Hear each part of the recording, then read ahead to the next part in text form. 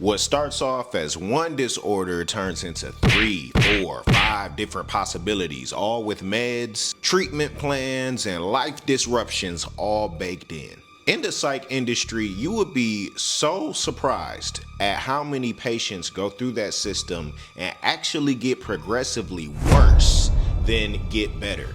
And it's not because they don't want to get better either. It's because they put their trust in a system that says they're here to help, but it constantly falls short of meeting people's expectations. Falls short tremendously. So using my 7+ years of experience being on the inside of psych wards, I want to tell you guys directly from my eyewitness experience what I've seen patients go through and why so many people get worse when they make it through psych wards. But I'm not just here to expose a sad system to you. I actually provide a solution at the end that I believe is a good way for people to not go through that anymore and take charge of their treatment with confidence, clarity, and control. So stay tuned and get ready to get real. Hey, we are living in a psych ward.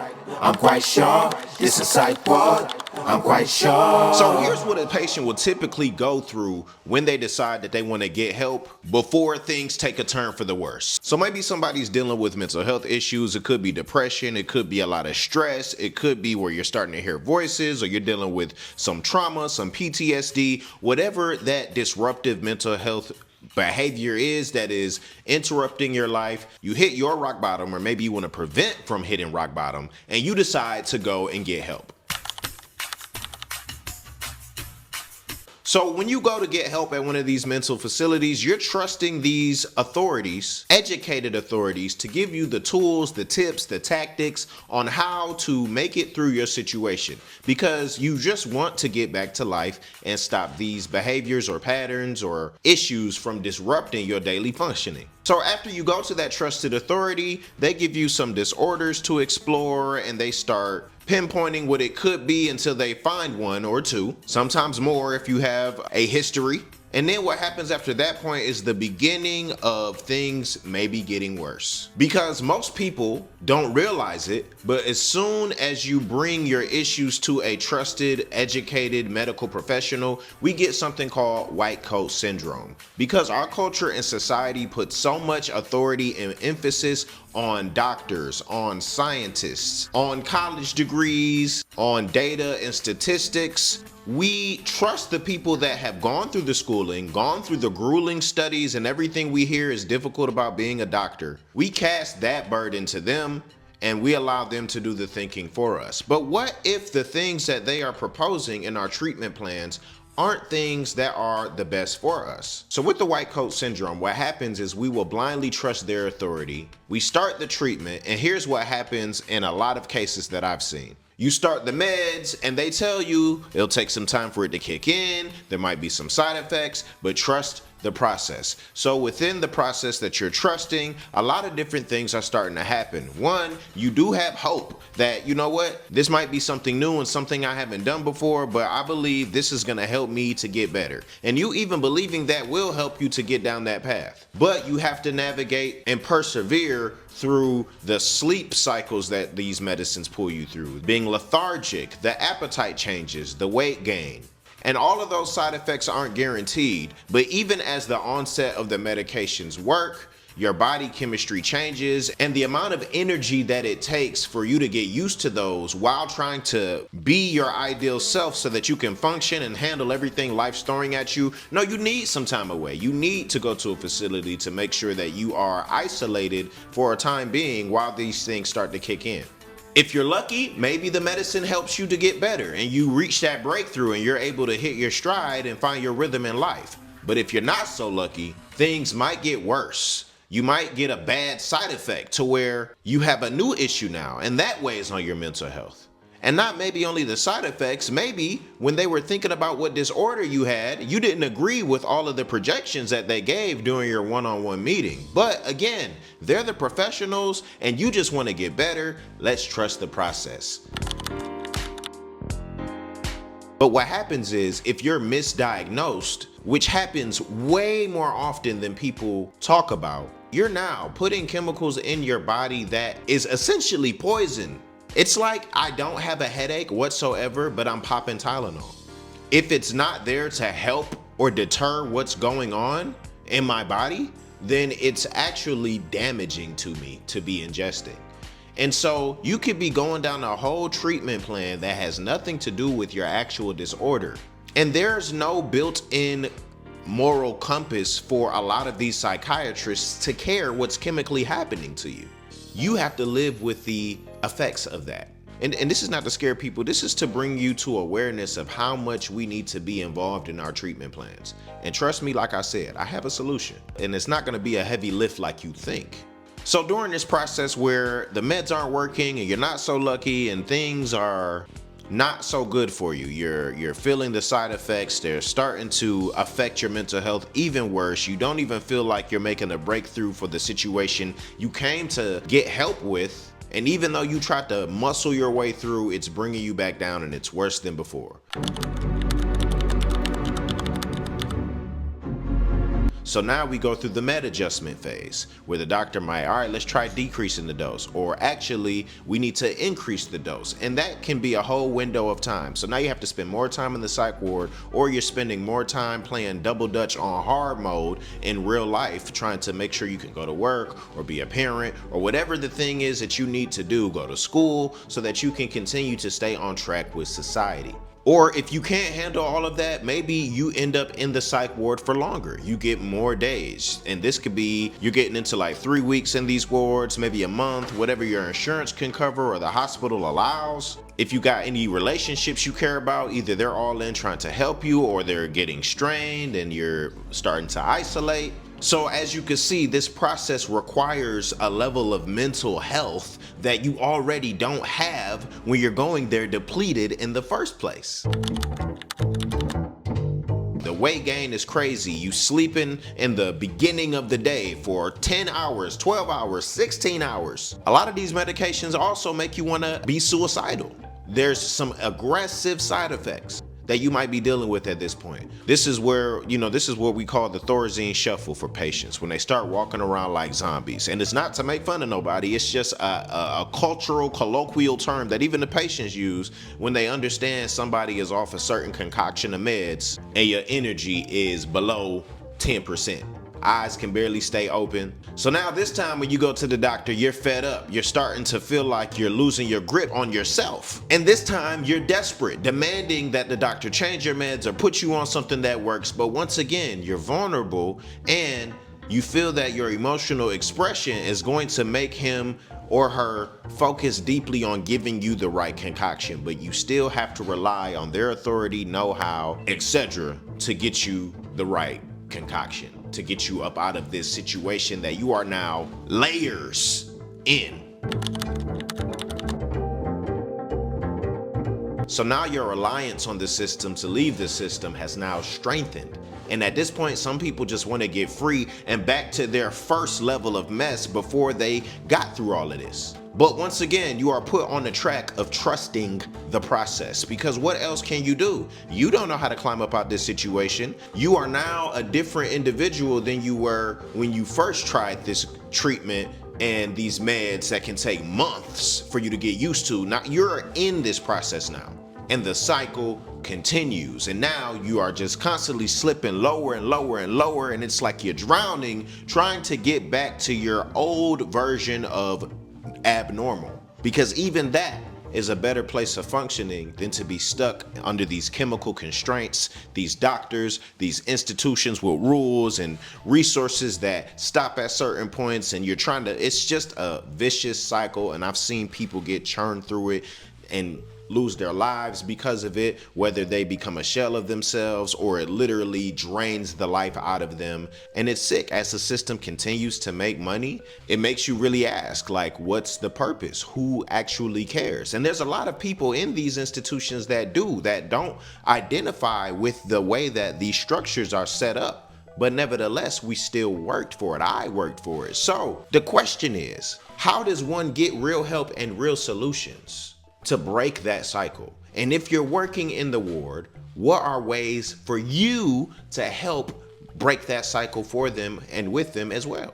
I want y'all to tell me, between option A through D, y'all tell me, how does one get real help and real solutions? Is it A, have an amazing staff at these facilities that puts patients first? You just got to go to one of those facilities. B, as a patient, pray and cross your fingers. So before you go into this facility, just put one up there real quick and cross your fingers, and maybe you won't endure any of this stuff in these cycles I talked about. Is it option C? As a patient, before you go to the ward, put your mental health on pause, go to college, learn everything your doctor would, and be better at their job. So by the time you're ready to become a patient and they try to mess with you, you already know that that's BS because you went to college and you know now. Okay, so is it option C? Or is it D? Learn how the psych system works and learn your place within it. Now that might be very, very, very difficult. I gave you guys some tantalizing answers, but if you picked option D, you are correct. And I'm gonna show you exactly how you can do it. But here's the problem with these psych institutions. They make a profit whether your meds and diagnosis is correct or incorrect. They don't lose money when they get it wrong. Oh, sorry, you've been taking that for 6 months and your insurance been paying for it and you're not even bipolar?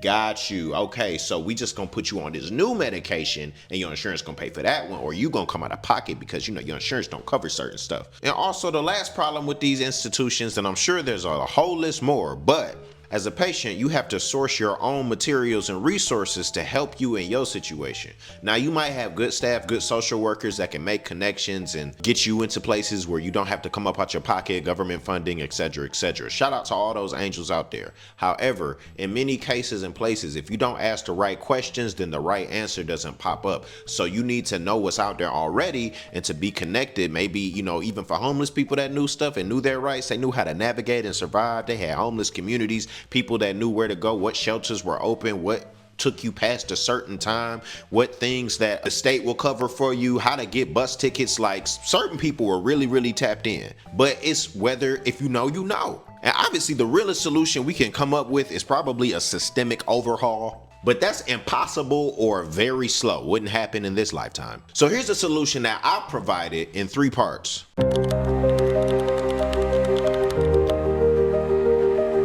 1, you have to pick up Jay's Psych Ward Survival Guide. They are out on Amazon. The reason why people need to get this is because in this guide, I talk about all the things that patients do not know routinely that end up getting them in these cycles in the first place. Like, what happens when you go into the wards and what rights do you lose? What things you should have on you while you're in the ward? What questions you should ask your doctor?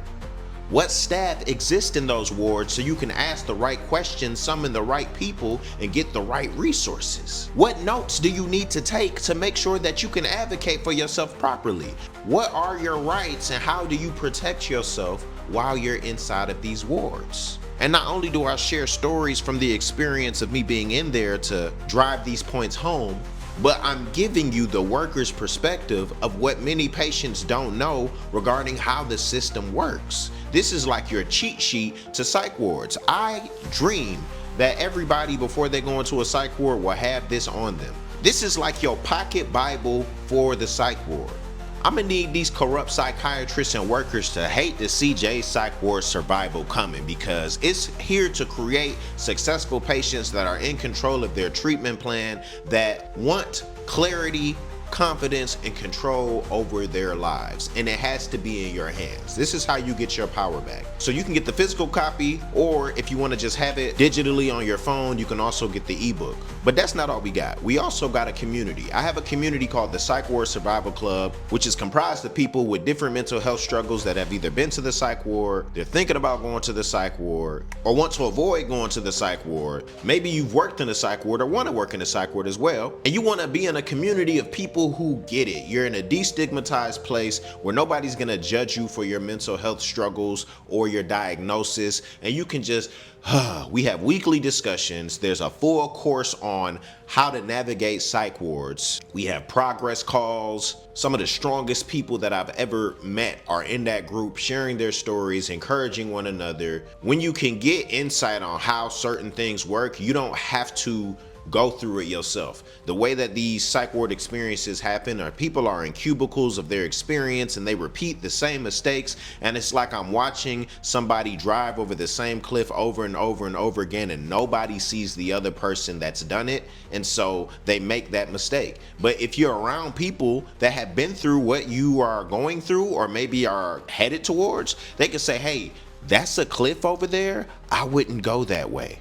Oh, really? What way would you go? Well, I don't know what might work for you, but over there was good for me. So maybe you could try there or there, but definitely don't go there. And you know, you can just get way more out of life when you can use other people's experiences to come together as a community under a joint goal and move forward.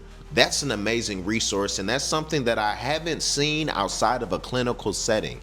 And we have that safe space ready on school, so y'all shouldn't walk, you should run over there. And lastly, for my psych workers, for people that are working in healthcare, because this can also apply to you if you're just a regular nurse, whether you're in the ER, med surg, wherever you are, or a patient care tech, a advocate, a behavioral analyst, a technician, it doesn't matter.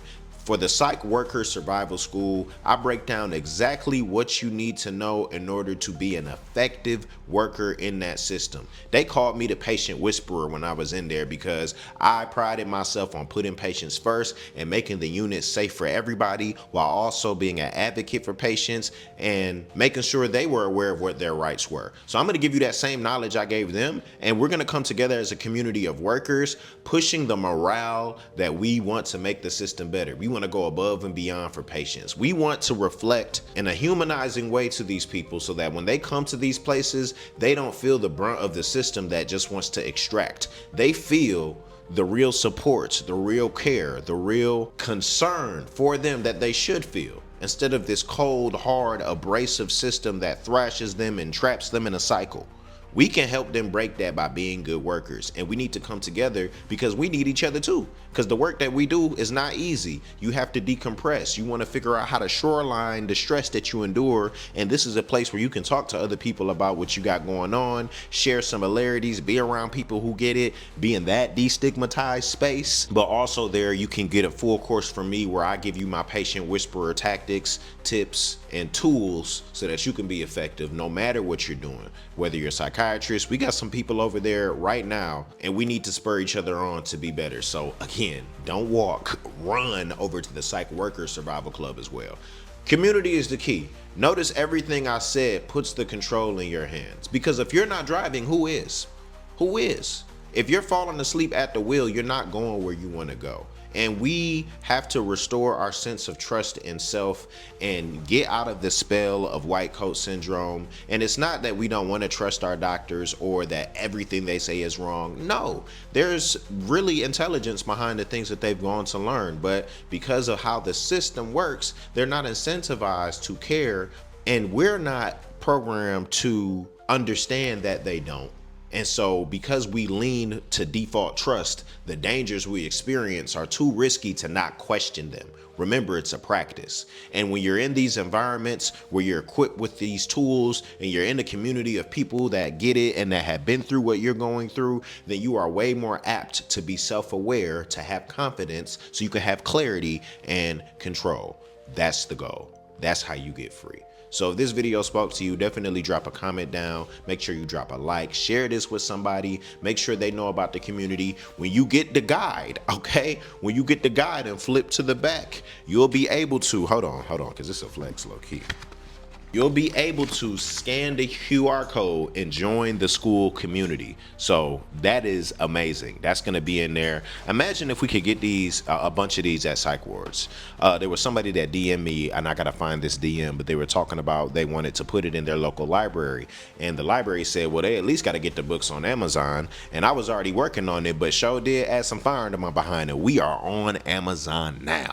So definitely make sure you support. If you want to support what we're doing, then cop a book, cop an ebook, join the Psych Ward Survival Club or the Psych Worker Survival School, or you can also cop some merch. Go to the Psych Ward warehouse and get you a hoodie, a crew neck, a t-shirt. All right, got some dope stuff and sayings on there that represent the fact that, hey, some days you mentally hearish, okay? How many ever felt like you had one of those days where it's just like, I came, I saw, I disassociated. It's like that sometimes, you know, or sometimes you in a moment where you just trying to vibe and then them intrusive thoughts come through, and we all had those moments, but sometimes it's like, not today, intrusive thoughts. And then lastly, you know, if people want to figure out how you do it, how does America do it?